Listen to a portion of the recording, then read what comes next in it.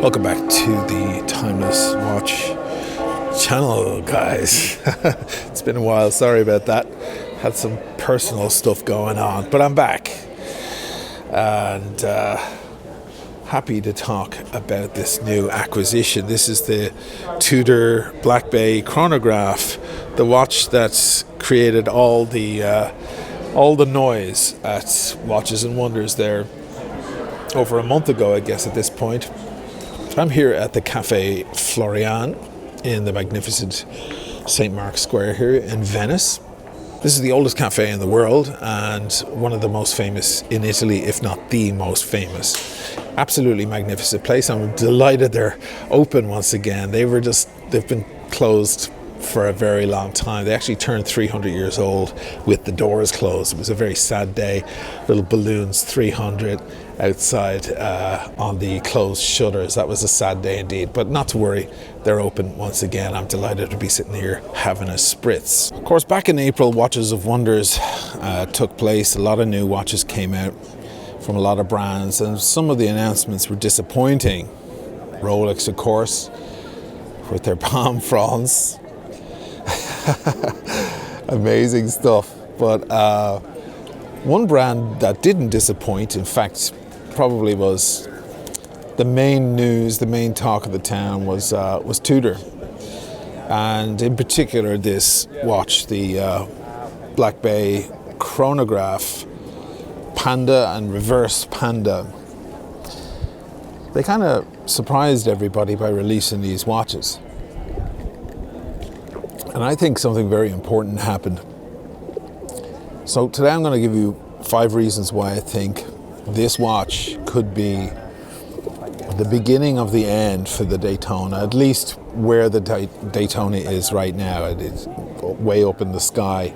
It really grabbed all the attention. Nobody was expecting it, and it clearly is positioning itself in the market as an alternative to the impossible to get Rolex Daytona ceramic, be it Panda or TIE Fighter, which is what I like to call my one, the black one, because it's Darth Vader's watch, clearly.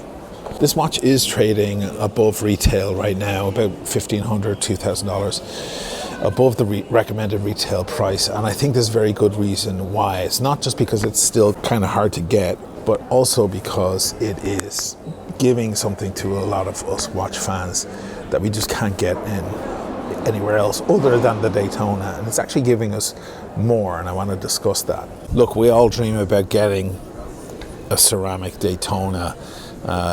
These days any Daytona is kind of hard to get your hands on. Maybe the two tones are a little easier, but the ceramics, unless you're willing to pay crazy premiums, just forget it. There's an 8 to 10 year waiting list on a ceramic Daytona. Guys, an 8 to 10 year waiting list is not a waiting list. That's a euphemism for please go away, don't come back.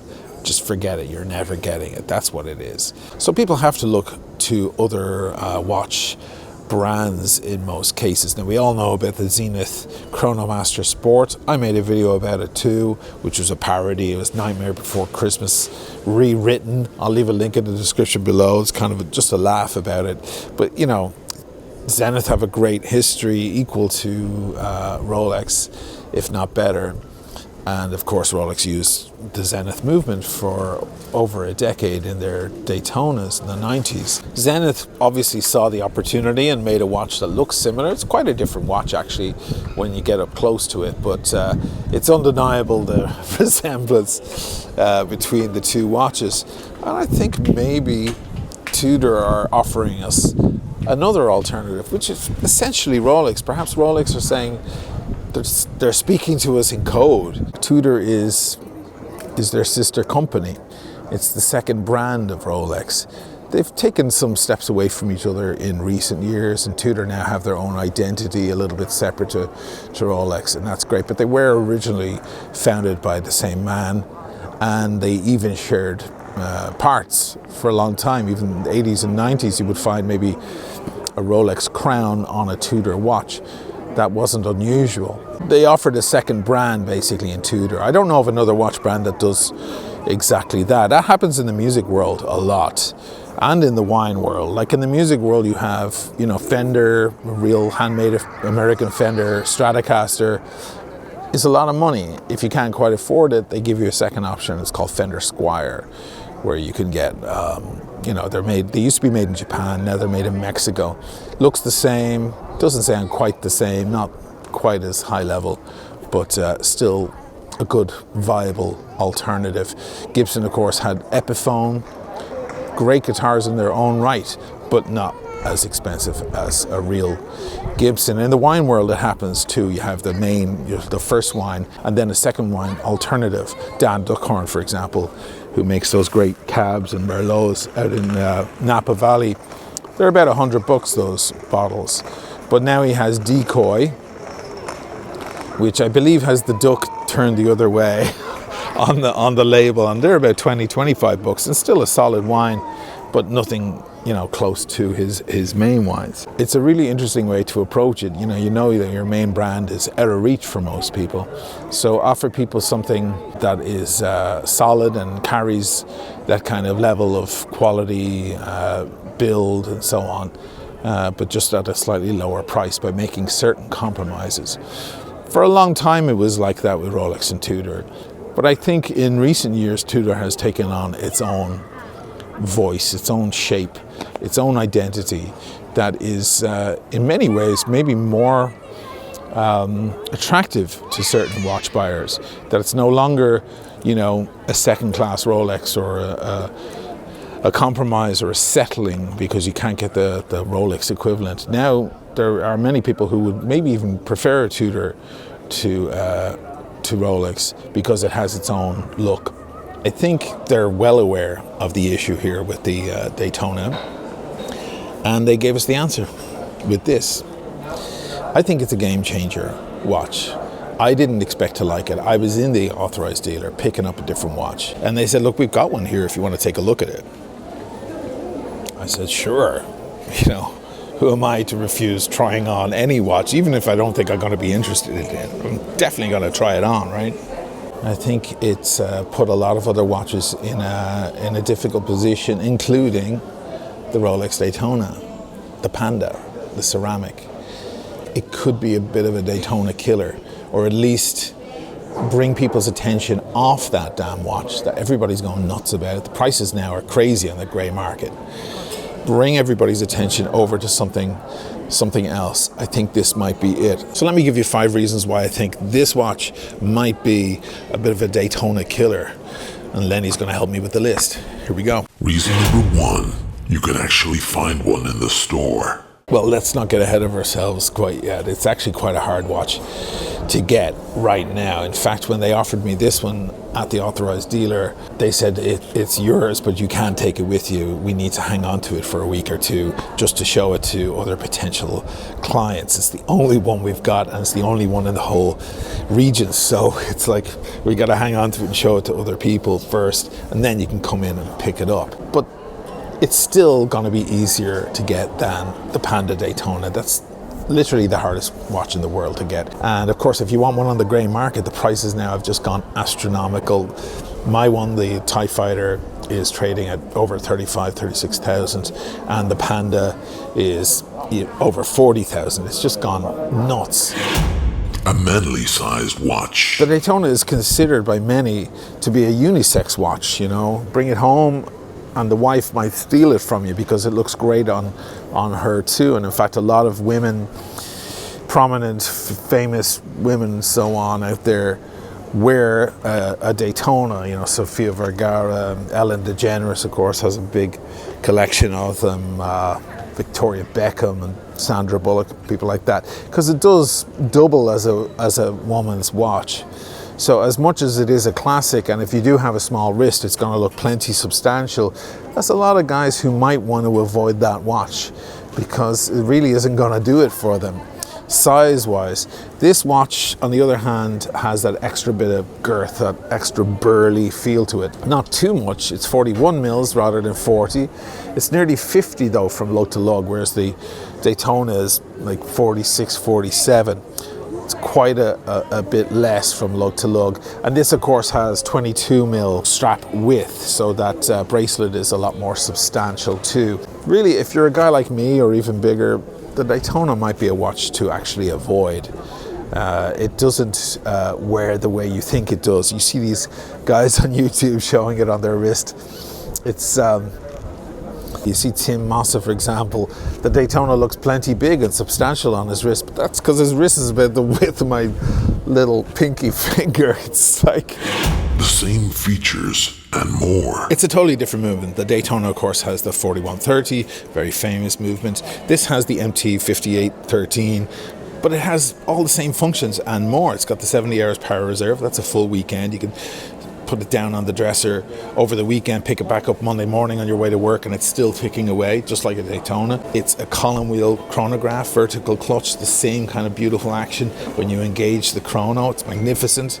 But it's got two things that the Daytona does not have. One is 200 meters water resistance. That really makes a difference. I don't feel like jumping in a pool with my Daytona on, even though I know it will survive it. There's always that feeling, what if? With 200 meters instead of 100 meters, you can feel a bit more calm about jumping into the pool or taking a swim with this watch. The second thing is, and this is a big one, it's got the date. Who out there is like me and loves to have a date on a watch? There are so many classic, beautiful watches that don't have dates. Whenever you need it, it's not there, right? You're wearing a watch that doesn't have a date and you want to check the date real quick and it's not there. I think this makes this watch a much more all-rounder because it's a chrono, it's sporty, it's also elegant and dressy, and it has the date. You know, you could just have this one watch and it's just a done deal. You don't need any other watch. It's cheaper. But boy, is it cheaper. I mean, way cheaper. I mean, it's less than half the price, the retail price of a Daytona. I don't even know what the retail price is of a Daytona anymore because it doesn't matter.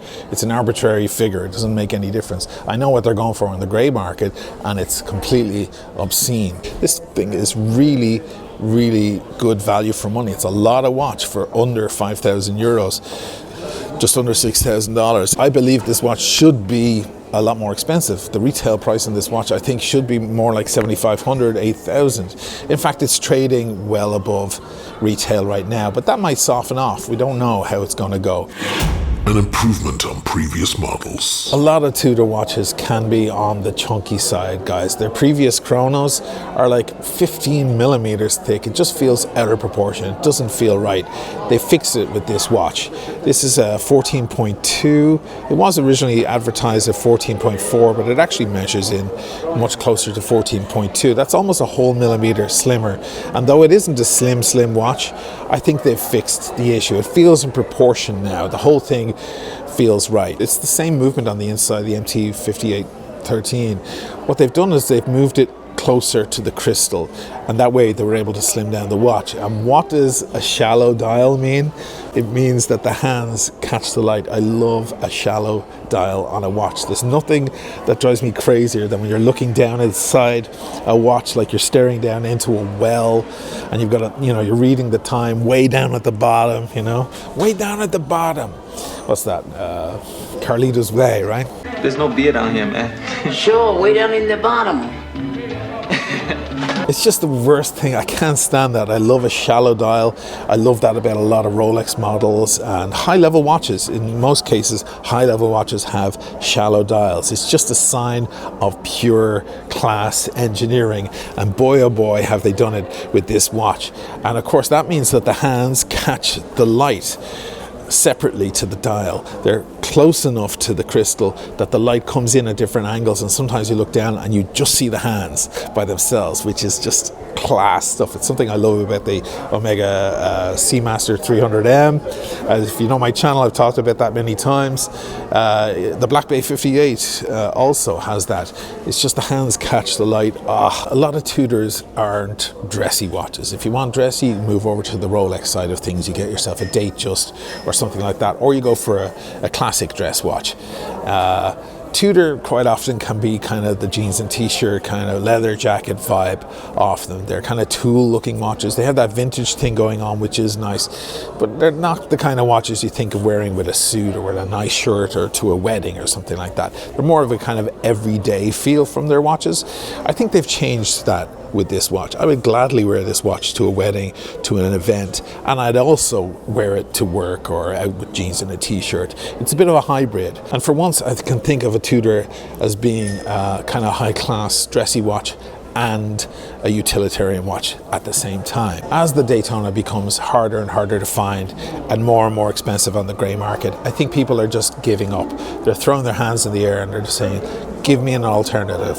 Zenith have done it, of course, with the Chrono Master Sport, and from what I understand, it's a beautiful watch, it's a great watch, but it is over $10,000. For about half of that, you've got this, and it does have Rolex DNA, so it's like, if I were Zenith right now, I would be very worried about this watch.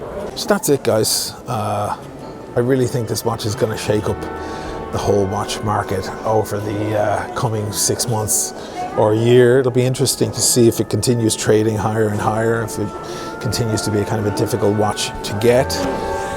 Even if it isn't, I think it's still offering people a solution to their Daytona woes. Thanks again for watching the Timeless Watch channel. I will see you in the next one.